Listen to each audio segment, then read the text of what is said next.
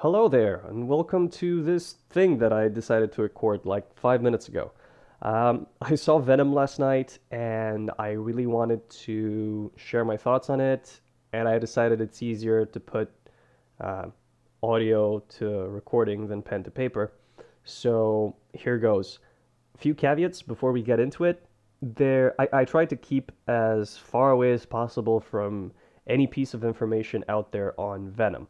I'm not very big on the lore other than an animated series that ran over here when I was a kid and some of the comics that have come out recently and, well, further back that I can't even remember. So I kept away from that. I had marginal knowledge on the lore. I saw that the critics bashed it, but plenty of people liked it, so that was the first signal that there might be something more uh, to the movie there than a shit superhero movie. I know Tom Hardy got pissed at the script. There was a report of him leaving the set one day and getting mad that the script was awful and asking the writers to redo it. And then he came back the next day and they kept going. I also know that 40 minutes were cut out of the final film, so I was going into this worried that it would feel choppy and it would be missing stuff. The trailers didn't have me excited about it at all. Like, I didn't particularly enjoy what I saw. I was like, oh, okay, this is gonna bomb just like Spider-Man 2. This is just Sony grasping at straws. We'll just, I don't know, we'll just see. So I didn't jump to see it the moment it came out. And also, just scrolling through ye old YouTube, I saw that your boy Zach from Diversity in Comics liked it. So that was something that made me really, really worried that the movie was bad. Now, getting into the whole thing, let's start out with the positives here. It's got some great action sequences, which you want from a superhero movie, and they are both varied and exciting, and they ramp up. The movie starts off with a bang, almost literally, and the action sequences that follow just go, they spike higher and higher, and they're interspersed with more mellow spells that sort of keep things grounded because, well, you have a symbiote coming in from outer space and possessing someone and doing damage, which is great. The rhythm is awesome overall, so as I've said, it just goes higher and higher and doesn't really let up until the end where there's this great final showdown with plenty of fun moments and a lot of weight to it as well. So I love that. Most of the quips work and they don't come across as stale as they were in the trailers because, well, they didn't have context there. So they felt, uh, as I've said, I wasn't excited about the movie at all when I first, um, when the trailers first came out.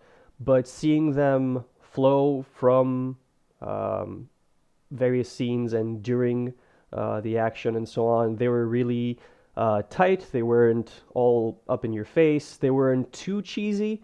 Everything was pretty much the way I liked it. So, in that regard, great. There was actually a moment where I laughed out loud, which was during the chase scene, and I was the only one to laugh in the whole IMAX because I'm weird, and I just loved the way that a split-second scene was executed, both visually as well as sound-wise. It was just amazing, and I'm not going to spoil it. You may laugh at it, you may not. I just know that that moment really caught me, and it was at that moment when I started telling myself, all right, this is actually a good movie, just thinking back to what I'd seen up to that point. The acting is solid across the board. Tom Hardy is great, and he deserves to star in everything. Just give him roles, give him all the roles. I'd watch him in a rebooted, gender swapped Fran Drescher show. That's how much I love him, and people agreed on this going out of the film, as far as I could tell. Michelle Williams also does a good job with what she's given with Hardy's fiance. More on that later. There's something that falters here, but I don't think it's her fault. I just think it's the writing. Also, she comes through in pretty spectacular and efficient fashion, like twice in the movie in very tense moments, which those were some great sequences. Riz Ahmed makes a great villain, with a very current day approach to things, which really helps ground it all and give it more of a, it's easily relatable, I guess, the issue that he's trying to fight against.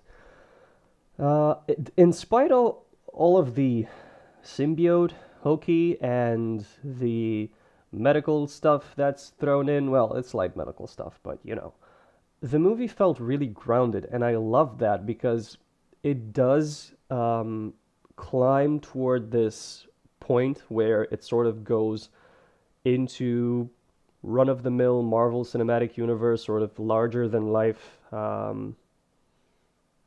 almost Armageddon level event, I guess.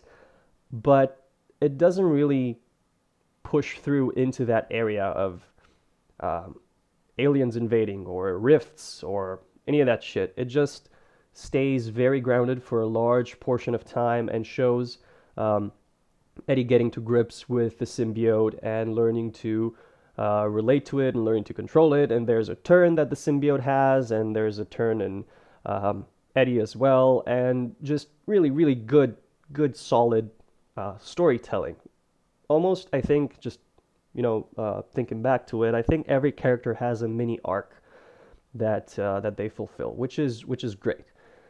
Going on to the negatives now, the I think the worst part about it is how the romance between Eddie and his fiancée Anne is posed. It's just awful. It just makes no sense. So this is where the spoilers are going to come in a bit more because I have to be more specific. So definitely, if you want to go see it without me telling you any more about it, just go see it. It's an awesome movie. I had great fun, and I'm planning on seeing it again very soon. And IMAX was worth it, but I was in the fifth row, so my head was just exploding by the end. Definitely try and find an empty hall and just sit higher up, which I would, but this was very last moment. So yeah, the reason why they split up is kind of unbelievable. Sure, it's hinted that Eddie's a handful, and what he does is he snoops into him Anne's laptop, and he finds some stuff that he uses the following day in an interview with the villain, with Riz Ahmed's character, and that gets him fired and gets her fired and gets her to dump him, her fiance, which is just it felt unrealistic to both me and my wife. And it's weird to say that in a comic book movie they get the comic stuff right, but they fail at the IRL. It's just dumb. Apart from that, there were several shots and setup choices that were a bit off or poorly executed. These are nitpicks, but you could tell it wasn't Hardy on the bike during the chase scene at one point, and the fact that so much of the spaceship that crashes on Earth, well, it's not a spaceship, it's a like NASA rocket, not a NASA, the Life Foundation thing. The fact that so much of it is intact after basically going out of control and crashing bothered me at first, but again, it's just a tiny detail. More annoying than that, there are unneeded lines in the just all over the film, unneeded exposition, and I really, really hope Hollywood could stop this dumb trend. It's just annoying. There's a scene where um, Tom Hardy's being interrogated, and he says he has something up his ass, and then it's revealed that well, he's not the only one who has something up his ass, and that I mean a symbiote, and that Carlton Drake, which is the villain, also has a symbiote, is also, living with a symbiote. And Eddie, the writers felt the need to have Eddie go, after this is revealed, and we specifically see it happening, we have Eddie quip that, oh, he also has one up his ass. It's just dumb. Again, when Drake is trying to set up a new rocket launch, he says that he's going to pilot the rocket alone. There's a technician there who tells him that he can't pilot alone, and then the camera pans and zooms into his face, and I'm like, oh, they're just gonna keep it that way, and they're not gonna make him say that he's not alone. And at that moment, he goes, "I'm not alone." And I almost facepalmed. These things are so dumb. It's ex- over explaining how symbiotes work as well. And by Drake's character was something that I really um, couldn't understand the reason behind. Like I know this was PG-13, and I'm going to talk about talk about that as well. And I know you're trying to explain everything for even the younger kids who maybe aren't paying attention, or I don't know, but kids aren't dumb, and they like these movies. Like this was drawing everybody into it, I think, and it would draw a kid into it. You don't need to zoom in on the thing that interests you in the corner of the screen that we all saw was put there, or you don't need, I'm speaking generally here, you don't need to add in that extra line of dialogue. Just let things flow and let the audience work out what's going on. There was a good bit actually done with well, the symbiote is taking out of it's taken out of Eddie's body in a hospital, and then it takes over a dog, and the dog comes face to face with Eddie's ex-fiancee, and then we cut, and Eddie's about to be executed, and the people who are going to shoot him start being dragged away by a symbiote that's off screen. It's a good thing that they didn't, like, you know at that point instinctively that, oh, okay, the symbiote jumped from the dog to another human, and it made its way there. We That's something that would have gone in the same vein with the extra explanations and the extra lines, and it wasn't needed. It kept the film moving along, and it was just a good choice. Going back to the PG-13, a lot of people were worried that this was going to be damaged for not being R-rated, and that it was going to miss some um, tone, the dark tone that Venom needed. But I think it worked pretty well. I don't necessarily need to see the heads being severed from the bodies to understand that the symbiote just snapped someone's head off.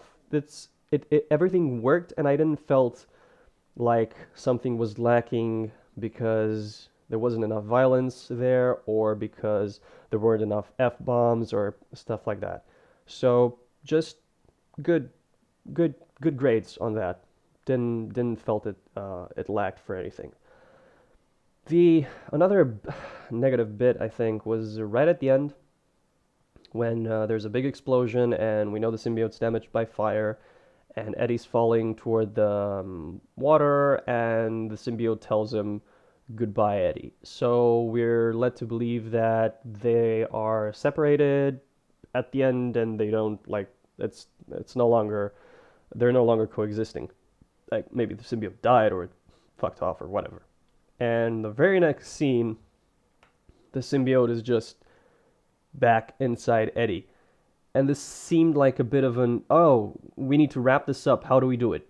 Well, we could just do it and never mind. Cool. And it was jarring. It was really jarring.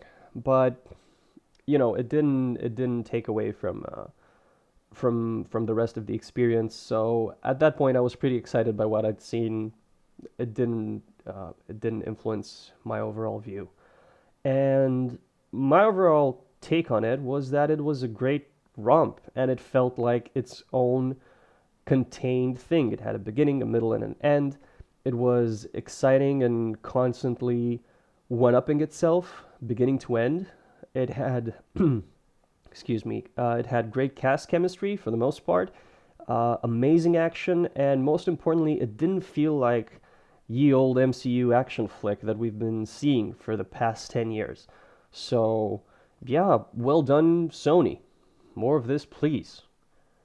Thanks for listening to me ranting for these past few minutes. And as always, have as nice a day as you deserve.